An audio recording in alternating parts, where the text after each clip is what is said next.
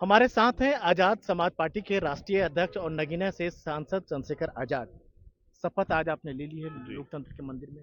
जी, शपथ ली है और इस बात का संकल्प भी लिया है कि जो महापुरुषों का अधूरा कार्य है उसको पूरा करके दिखाना है। इस देश में अगर आप गांव में जाओगे और शहरों में भी कच्ची कॉलोनियों में जाओगे तो आपको ऐसे लाखों लोग मिलेंगे जो बुनियादी सुविधा से वंचित हैं। कोई पूछने वाला नहीं, कोई कहने वाला नहीं। कभी हम सीवर में मरते हैं, कभी हम सड़क पे मरते हैं, कभी हम मूछे रखने पे, कभी घोड़ी पे बैठने पे, और तमाम तरह से जातिगत शोषण और धार्मिक शोषण के हम लोग शिकार होते हैं। आज भी जो अधिकार हमें मिलने चाहिए थे वो नहीं मिले। मैं यहाँ इसलिए आया हूँ, किसी से लड़ने नहीं, अपने लोगों के अधिकारों के लिए लड़ने के लिए आया हूँ। और जब तक उनके अधिकार उनको नहीं मिलते तब तक मैं यहाँ संघर्ष करता रहूंगा और यहाँ के बाहर भी संघर्ष करूंगा।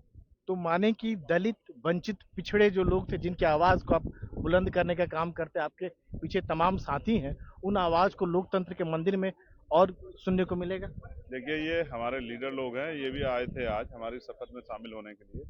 ऐसे बहुत सारे लीडर जो हैं आजाद समाज पार्टी के, भविष्य में आपको पार्लियामेंट में देखने को मिलेंगे, क्योंकि हम लोग अब मेहनत करने वाले हैं। और रही बात जिन वर्गों की आप हितों की बात कर रहे हैं, जिनकी लड़ाई लड़ने की बात कर रहे हैं, आप विश्वास कीजिए हर उनके हर एक मुद्दे पे हम लोग यहाँ लड़ेंगे। चाहे वो प्रमोशन रिजर्वेशन का मामला हो, चाहे बैकलॉग का मामला हो, चाहे ठेकेदारी का मामला हो, चाहे निजीकरण का मामला हो, चाहे किसानों के साथ जो है अन्याय हो रहा है उसका मामला हो, हर मामले पे हम पार्लियामेंट में आवाज उठाएंगे और पार्लियामेंट के बाहर भी। और अगर हमें पार्लियामेंट या किसी तरह से सरकार ने अंदाज करेगी तो हम बाहर एजिटेशन करके विरोध दर्ज करा के सरकार को मजबूर करेंगे कि वो हमारे बारे में सोचे। नौजवान सड़कों पर परेशान है।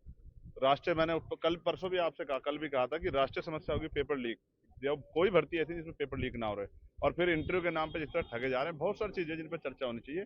और मैं उन मुद्दों पर, चाहे वो एजुकेशन का हो या हेल्थ का हो या कानून व्यवस्था का हो, क्योंकि वो कानून व्यवस्था तो नहीं है उत्तर प्रदेश में, और देश में कानून व्यवस्था नाम की जो चिड़िया है वो कहीं खो गई।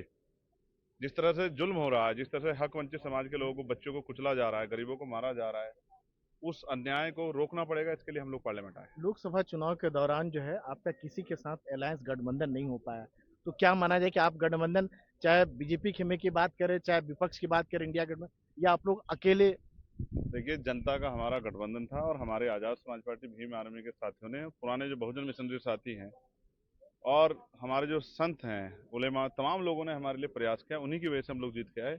और हम विश्वास दिलाते हैं कि हम उनके जो दिल में इच्छाएं हैं मेरे क्षेत्र को लेके भी, कि अच्छे स्कूल बने, कॉलेज बने, हॉस्पिटल बने, रोजगार के साधन तैयार हों, और जो न्याय व्यवस्था है वो सरल हो, तमाम चीज़ों पे हम लोग काम करेंगे। चाहे वहाँ बाढ़ की समस्या हो, चाहे और कोई समस्या हो, सब पे हम लोग, ये सड़कें, बिजली, अकेले पानी, सब। रहेंगे या इंडिया गठबंधन या इंडिया सर, गठबंधन? यहाँ बोलने के लिए किसी की जरूरत ही नहीं है ना। यहाँ तो स्पीकर साहब अपनी बात रखिए, नोटिस दीजिए, अपनी बात बोलिए। यहाँ कोई, अच्छा, जिनको, जिनकी मेज कौन कौन थपथपा रहे हैं, जिनको, जिनके लोगों को सहारे की जरूरत है, यहाँ तो अकेले आए, तो अकेले अपनी बात रखने गए और अपनी बात रख के आए। और आने वाले जो चुनाव होंगे, उनमें आजाद समाज पार्टी अपने बलबूते पर लड़ेगी। जनता हमारे साथ है, हमें किसी और की जरूरत क्यों पड़।